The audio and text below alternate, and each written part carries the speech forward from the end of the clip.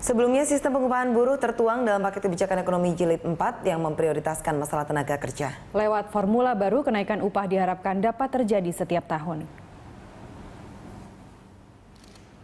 Pemerintah kembali meluncurkan paket kebijakan ekonomi untuk mendorong pertumbuhan yang menyusut. Dalam paket kebijakan ekonomi jilid 4 kali ini, pemerintah mengaku lebih fokus pada masalah ketenagakerjaan, terutama menyangkut soal pengupahan serta izin-izin tenaga kerja.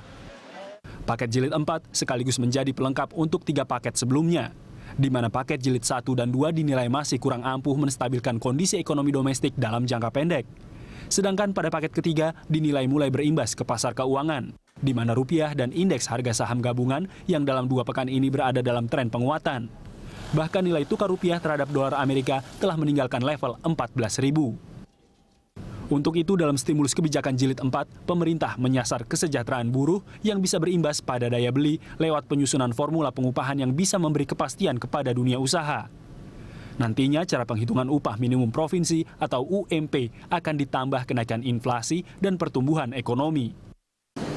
Upah tahun depan itu yang akan ditetapkan dengan formula ini, itu adalah upah minimum sekarang ditambah persentase kenaikan atau kenaikan inflasi atau perubahan inflasi ditambah pertumbuhan ekonomi. Formula sederhana ini akan berlaku di seluruh Indonesia, meski masih ada 8 daerah yang dikecualikan oleh pemerintah.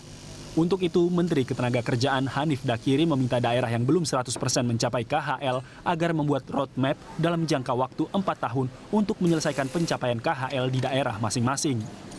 Nah, 8 provinsi yang tadi disinggung oleh Pak Menko, itu adalah 8 provinsi yang belum mencapai 100% KHL.